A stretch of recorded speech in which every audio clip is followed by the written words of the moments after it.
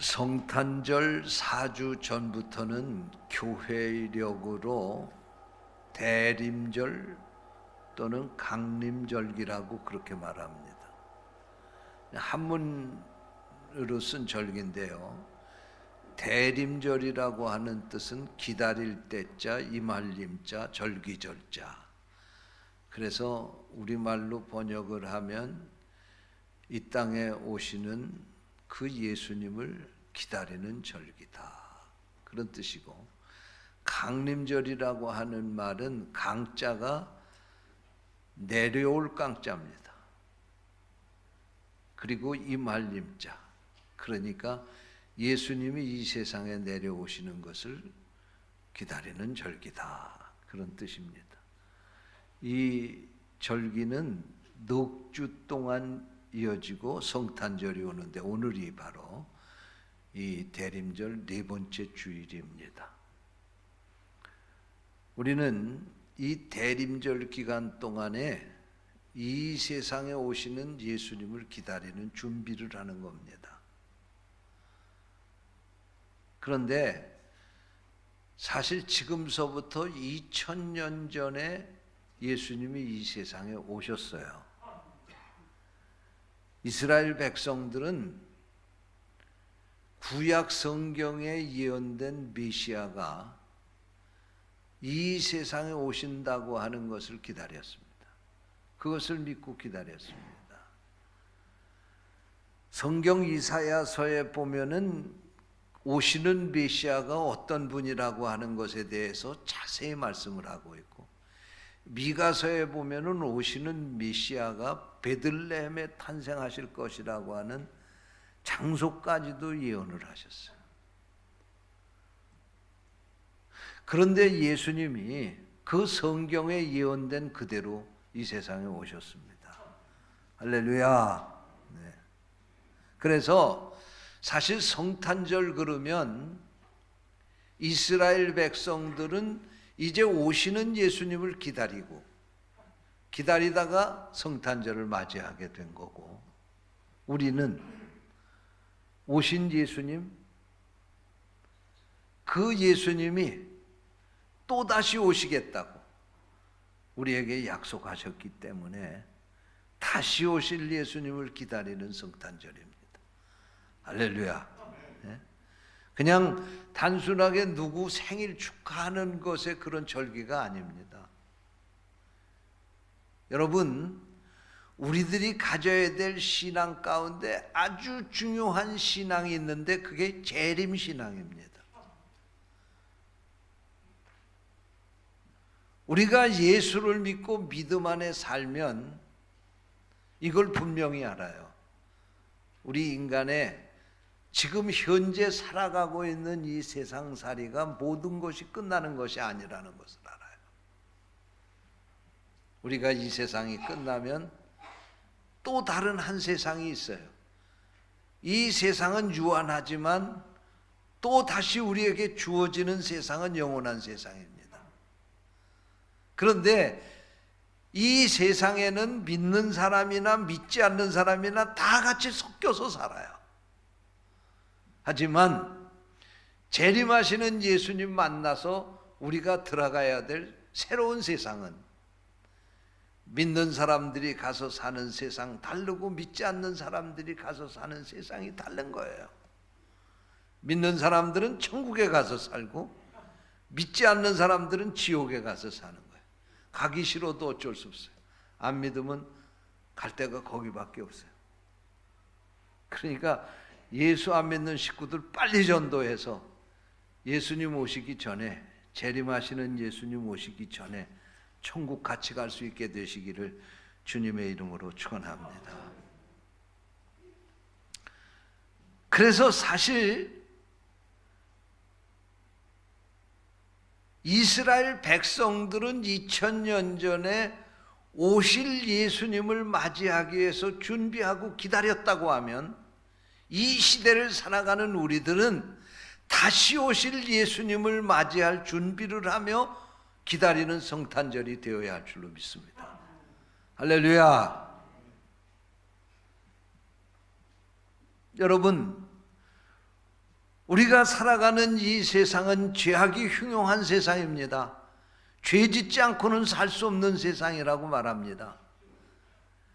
그리고 우리가 살아가는 이 세상은 너무나도 힘들고 어려운 세상입니다.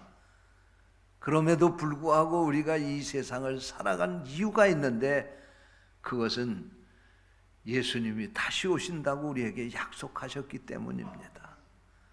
할렐루야. 그리스의 고대 시인인 호모가 오디세이라고 하는 작품을 썼는데, 이것은 이타카 왕국의 오디세우스 왕의 모험을 그린 대서사시입니다. 이 내용은 그렇습니다. 트로아 전쟁에 참전해서 혁혁한 공을 세운 오디세우스 왕이 고향인 이타카로 돌아가려고 항해를 시작을 했지만, 바다의 신인 포세이돈의 노여움을 사서 바다를 항해하며 10년 동안 온갖 고생을 한다고 하는 이야기입니다. 오디세우스 왕은 이런 고생을 하면서 자기의 아내가 있는 고향으로 돌아갑니다. 모험을 10년 동안 하면서 돌아갑니다. 어찌 이 고통이 오디세우스에게만 있었겠습니까? 그의 아내였던 왕비 페넬로페도 마찬가지로 그 10년이 너무나도 힘들고 어려운 세월이었습니다. 이 페넬로페 왕비의 미모를 탐낸 사람들이 온갖 유혹과 회유와 협박을 그에게 가해왔지만 그 모든 것을 견디면서 그 모든 것을 이겨냈습니다. 그리고 천신만고 끝에 10년 만에 돌아온 오디세우스 왕과 감격적인 재회를 한다고 하는 이야기가 오디세이의 줄거리입니다. 여러분, 이 페넬로페 왕비가 이 10년 동안 그 왕을 기다리면서 그렇게 모든 회유와 협박과 그리고 이 유혹을 견뎌낸 이유가 무엇인지 아십니까? 그것은 단 한 가지였는데, 오디세우스 왕이 이 전쟁터에 참전을 하면서 여보, 내가 다시 돌아올 테니까 나를 기다려달라고 그 하고 간 약속 때문이었습니다. 그렇기 때문에 힘들수록 이 페넬로페는 그 왕의 약속을 생각하면서 그 어려운 모든 것들을 다 이겨낸다고 하는 이야기입니다. 여러분, 마찬가지입니다. 오늘 우리가 사는 세상이 힘들고 어렵다 할지라도 내가 다시 이 세상에 오겠다고 약속하신 주님의 약속을 믿고 이 재림하시는 주님을 기다리는 그런 믿음으로 여러분이 이 세상을 이겨낼 수 있게 되시기를 주님의 이름으로 축원합니다. 금년 성탄절은 이 주님을, 재림하시는 주님을 기다리는 그 간절함이 여러분들에게 더해지는 그런 성탄절이 되시기를 주님의 이름으로 축원합니다. 오늘 본문 11절 말씀에 보니까 예수님이 유대 땅에 탄생하시게 되었을 때에 자기와 한 백성인 유대 백성들은 예수님을 영접하지 아니었다고 말씀하고 있습니다. 그러나 한 동족이 아님에도 불구하고 이방 사람들은 예수 그리스도를 믿음으로 말미암아, 한번 따라서 하세요. 하나님의 자녀가 되는 권세를 주셨다. 그렇다는 거예요. 여러분, 같은 동족인 유대인들은 예수님을 그렇게 기다렸음에도 불구하고, 메시아를 그렇게 기다렸음에도 불구하고 메시아가 이 땅에 오셨을 때 그를 믿지 않았어요. 메시아라고 인정하지 않았어요. 지금까지도 이스라엘 백성들은 메시아를 인정하지 않습니다. 그러나 이방인인 우리들은 보지도 못했지만 예수를 믿는 믿음을 하나님께서 우리에게 주신 거예요. 할렐루야. 그래서 우리는 하나님의 자녀가 되는 권세를 얻게 됐다. 그런 말씀이에요. 얼마나 감사한 일이에요. 예? 여러분들에게 주신 가장 큰 선물이 있어요. 하나님이 주신 가장 큰 선물이 있어요. 그게 바로 예수 그리스도이십니다. 할렐루야. 그런데 이 예수 그리스도를 믿으면 또 주시는 선물이 있는데 그게 뭐냐면 하나님의 자녀가 되는 권세를 주셨다 그러니. 여러분, 이 세상에서도 잘 나가는 사람의 자녀가 된다고 하는 게 얼마나 큰 축복입니까? 재벌 총수의 아들이 되면요 평생 돈 걱정할 필요 없잖아요. 이 세상에 권세 가진 사람의 자식이 되면 그 권세 때문에 이 세상에서 얼마나 많은 혜택을 누리며 사는 겁니까? 그런데 여러분, 우리는요 예수 그리스도를 믿음으로 말미암아 하나님의 자녀가 되는 권세를 얻었다 그런 말씀입니다. 할렐루야. 옛날 조선시대에는요 양반 상민제도가 있었습니다. 그런데 그 시대의 양반은 10명 가운데 하나만 양반이었어요. 양반이 되면 그 권세가 대단했습니다.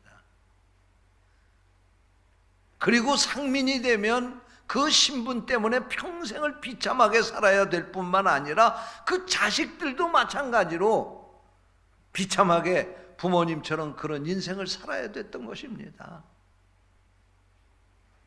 상민에게 무슨 인권이 있겠습니까?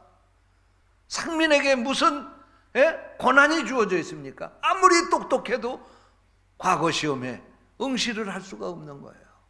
심지어는 이름까지도 상민에게는 없었어요. 그러니까 상민 그러니까 잘 모르실 것 같은데 그냥 쉬운 말로 쌍놈입니다. 쌍놈. 쌍놈이 자식을 낳잖아요. 딸을 낳으면은요 자식 이름도 없었습니다. 그냥 3월에 낳았으면 부르기 위해서 3월이라고 부른 거예요. 5월에 낳았으면 5월이라고 부른 거예요. 그렇게 부르면서 산 겁니다. 그리고 머슴을 썼는데 그 머슴이 자식을 낳게 되면 어떻게 불렀습니까? 머슴이 자식을 낳으면은요 머슴이 난 자식 아들이라도 아들의 이름이 없었어요. 그냥 머슴은 마당 쓴다고 해서 마당새라고 불렀어요. 힘 좀 더 센 그런 사람들에겐 돌쇠라고 그렇게 부른 거예요. 그러니까 주인이 부르기 위해서 호칭을 만들어 놓은 것이지 무슨 호적에 올리는 이름 만들어 놓은 게 아닌 거예요. 그 시대에 그렇게 사는 겁니다. 그러니까 양반의 자식들은 부모가 양반이기 때문에 그 자식에게도 누리는 혜택이 컸지만 상민은 그 자식이 태어나게 되면 그 자식도 아버지의 그 쌍놈의 그것을 이어가면서 그렇게 세상에서 냉대를 받으며 비참하게 살 수밖에 없는 것이었습니다. 임진왜란 때 선조 때죠.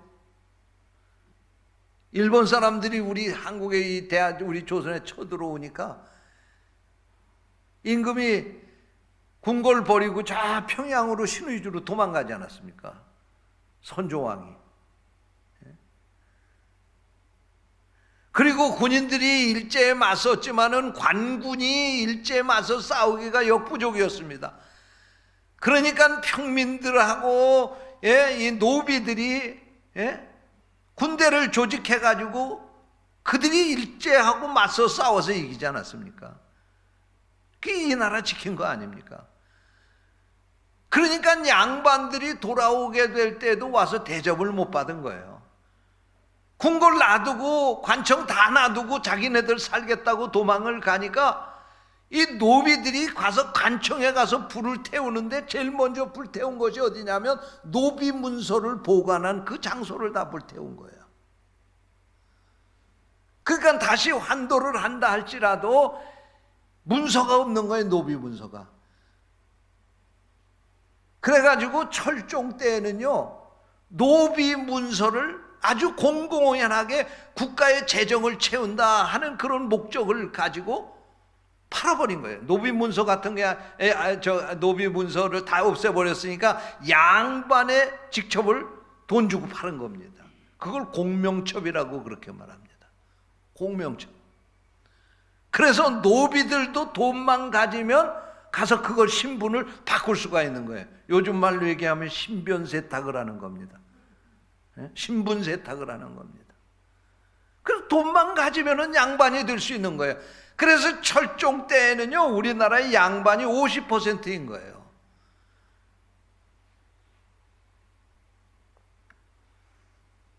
여러분, 우리 역사를 돌아보더라도 그 시대에 양반이 된다고 하는 것과 상민이 된다고 하는 것, 그 차이가 얼마나 대단한 겁니까?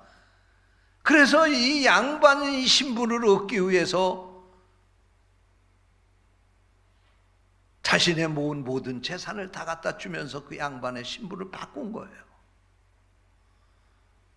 그런데 하나님은 우리에게 은혜를 주셨습니다.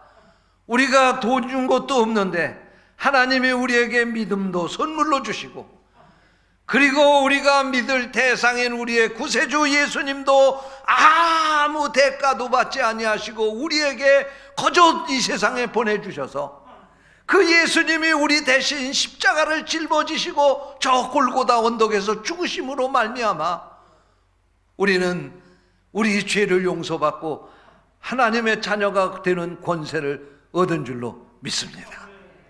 그래서 오늘 우리가 하나님의 자녀로 살게 된 것입니다. 오늘 성경에 분명히 말씀합니다. 이렇게 하나님의 자녀가 되는 권세를 얻은 것은 무슨 혈통으로 된 것도 아니요, 유전으로 된 것도 아니라 인간의 어떤 고행이나 어떤 노력이나 수고나 어떤 대가를 지불하고 된 것이 아니라고 그랬습니다. 여러분, 돌은 아무리 닦아도 돌입니다. 인간이 죄인인데 아무리 우리가 이 죄인의 신분을 세탁하려고 해도 하나님 앞에서 우리는 이 죄 문제를 해결할 수가 없는 거예요. 그런데 하나님께서 예수 그리스도를 이 땅에 보내시고 그를 우리 대신 대속제물로 삼으시고 그분이 우리를 위해서 피 흘려 죽으심으로 말미암아 우리는 그를 믿고 영생을 얻게 된 줄로 믿습니다. 하나님의 자녀가 되는 권세를 얻게 된 줄로 믿습니다. 그러면 하나님의 자녀가 된 우리들이 이제 그 하나님의 권세를 누리며 영원토록 그 권세를 가지고 천국에 가서 살아야 될 텐데, 그러려면 장차 재림하시는 예수님 만나고 천국에 들어가야 될 텐데, 그 예수님 만나고 천국에 들어가려면 예수님 만날 준비를 우리가 어떻게 해야 될까? 첫째로 예수님 만날 준비는 우리의 정결한 마음인 줄로 믿으시기 바랍니다. 우리가 정결한 마음으로 예수님을 맞이할 준비를 해야 된다, 그런 말씀입니다. 여러분, 성경을 보게 되면 예수님이 탄생을 하시는데 이 세상에 어떤 특급 호텔에 탄생하신 것도 아니고 왕궁에 탄생하신 것도 아니고, 아니 하나님의 아들이 오시는데 어딘들 오실 수가 없겠습니까? 그런데 성경을 보니까 예수님이 베들레헴에 가서 기거할 장소가 없어서 마구간에 들어가서 계시다가 결국 예수님의 어머니 마리아가 그 마구간에서 예수님을 탄생하셨다는 거예요. 우리 인간의 눈으로 볼 때는 얼마나 더럽고 냄새나고 지저분한 장소가 마구간이겠습니까? 그리고 예수님이 누이신 것이 구유라고 그랬습니다. 그것은 짐승들이 밥 먹는 밥통을 말하는 것입니다. 그 냄새나는 그 밥통에 예수님이 탄생하셔서 누우셨다는 거예요. 아니, 어떻게 하나님의 아들이 이런 누추한 곳에 오실 수가 있겠습니까? 그런데 인간의 눈으로 보면 그 마구간이 더럽고 추하고 냄새나는 곳이지만 하나님이 보실 때는 인간들이 사는 어떤 방보도 거기가 더 깨끗한 장소예요. 여러분, 인간은 죄를 짓지만 짐승은 죄를 짓지 않습니다. 여러분, 인간은 죄를 짓고 그것도 모자라서 계속 반복해서 죄를 짓고 죽음의 길을 향해서 지금도 가고 있고, 또 죄를 짓고도 그것이 모자라서 많은 사람들을 죽이고 또 제물로 삼고 먹고 살겠다고 수단 방법 가리지 않고 죄를 반복해서 짓고 사는 존재 아닙니까? 그러나 짐승은 죄를 짓는 법이 없습니다.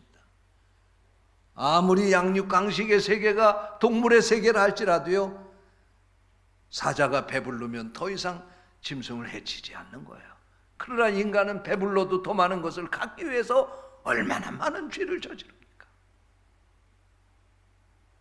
어떻게 보면 하나님의 편에서 볼 때에는 이 마구간이 깨끗한 장소예요. 사람들의 사는 장소보다도 짐승의 사는 이 마구간이 더 깨끗한 장소예요. 그래서 그곳에 예수님을 보내신 겁니다. 여러분, 이 말씀이 우리에게 주는 메시지가 무엇입니까? 예수님이 이 땅에 오셔야 될 것이 있다고 하면 우리의 심령인데, 우리의 심령이 죄로 더럽혀져 있습니다. 이 심령을 깨끗하게 회개하고 정결한 심령의 방을 만들게 될 때 그곳에 재림하시는 예수님이 오신다는 사실을 믿으시기 바랍니다. 두 번째로, 우리가 예수님을 맞을 준비를 해야 되는데 겸손한 마음을 준비해야 되겠습니다. 여러분, 이 세상에서 가장 낮고 천한 자리가 마구간이었습니다.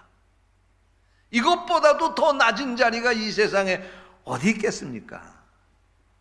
그런데 아이러니컬하게도 그것은 하나님의 아들이요 만왕의 왕이신 예수님이 이 세상에 오셔서 처음으로 누우신 자리가 바로 그것이었습니다.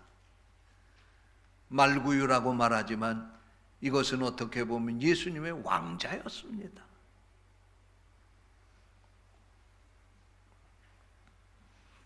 여러분, 이 말씀이 우리에게 주는 메시지가 무엇입니까? 우리가 주님을 맞이하기 위해서는 이렇게 겸손하게 낮은 자리까지 찾아오신 예수님을 만날 수 있는 방법이 있는데 우리도 그처럼 겸손한 마음의 방을 준비해야 된다는 말씀입니다. 성지 베들레헴에 가면은 예수님이 탄생하신 그 자리 위에다가 기념 예배당을 하나 세워놨습니다. 그런데 그 기념 예배당에 들어가려고 하면은 처음에 만들 때에는 보통 건물처럼 큰 문을 만들어 놨는데 십자군 전쟁 때에 군인들이 말을 타고 그 성전을 들어와서 성전을 더럽힐 것 같으니까 그때 그 문을 1.2m 높이의 문으로 작게 고쳐서 만들었다는 거예요. 그래서 지금 성지순례를 가게 되면 그렇게 좁은 문으로 고개를 숙이고 들어가야지만 들어갈 수가 있습니다. 어린아이도 고개를 숙여 들어갈 수 있는 그런 작은 문이 그 예배당 크기하고는 걸맞지 않게 그런 작은 문이 만들어져 있습니다. 그래서 그것을 사람들은 겸손의 문이라고 그렇게 말합니다. 여러분, 그 예수님이 탄생하신 그 장소에 가려면 신분이 높은 사람이든지 힘이 센 사람이든지 돈이 많은 사람이든지 이 세상에서 아무리 잘 나가는 사람이라 할지라도 고개를 숙이고 들어가지 않으면 예수님이 탄생한 그 자리에 갈 수가 없는 것입니다. 여러분, 마찬가지입니다. 오늘 우리 예수님을 모시는 마음의 방은 겸손한 마음입니다. 여러분, 우리가 나를 쳐서 낮추고 나의 보잘것없는 알량한 지식을 가지고 잘난 체하고 내가 가지고 있는 것 별거 아님에도 불구하고 그만 떨고 교만해하고 세상에서 많은 사람들 앞에 자신을 잘났다고 거드름피는 이 모든 것들을 깨트려 버리기 전에는 그 마음속에 예수님이 오시지 않는다는 사실을 믿으시기 바랍니다. 성 어거스틴에게 어떤 이가 찾아가서 물었습니다. 선생님, 신앙생활하는 성도들에게 있어서 가장 큰 덕목이 무엇입니까? 그리고 물었습니다. 그랬더니 주저하지 않고 겸손이다, 그렇게 대답을 했습니다. 그러자 또 물었습니다. 선생님, 그러면 그 다음으로 중요한 신앙의 덕목이 무엇입니까? 그랬더니 둘째도 겸손이니라, 그렇게 대답을 하는 것이었습니다. 그러자 또 물었습니다. 선생님, 그러면 셋째로 중요한 것은 무엇입니까? 그랬더니 성 어거스틴이 대답하기를 셋째도 역시 겸손이다. 겸손을 빼놓으면 신앙생활이 불가능하기 때문이다, 그렇게 대답을 했다는 거예요. 여러분 그렇습니다. 내가 높아진 것은 아닙니까? 어느 때부터 내가 사람들 앞에서 어른 노릇하고 큰 자가 되고 싶고 어디 가든지 나 자랑하고 내가 가장 잘난 것처럼 그렇게 행사하며 살아왔던 것은 아닙니까? 이것을 바꾸기 전에는 결코 이 땅에 다시 오시는 예수님 만날 수 없다고 하는 사실을 믿으시기 바랍니다. 셋째로, 우리는 주님을 맞이하기 위해서 예물을 준비해야 되겠습니다. 마태복음 2장에 보면 동방박사들이 예수님에게 찾아와서 경배를 드리게 될 때 그들은 황금과 유향과 모략 세 가지 예물을 준비해서 드렸습니다. 황금은 왕에게 드리는 예물이었고 유향은 제사장에게 드리는 예물이었고 모략은 사람이 죽었을 때 시체에 바르는 예물이었다고 합니다. 이것이 무엇을 우리에게 말씀하고 있습니까? 예수님은 이 세상에 만왕의 왕으로 오셨다고 하는 것입니다.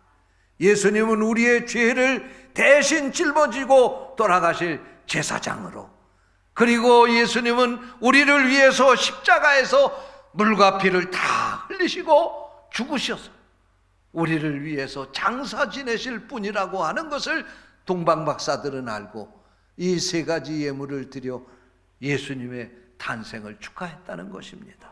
여러분, 오늘 이 성탄절에도 우리가 재림하시는 예수님을 만나려면 세 가지 예물을 준비해야 합니다.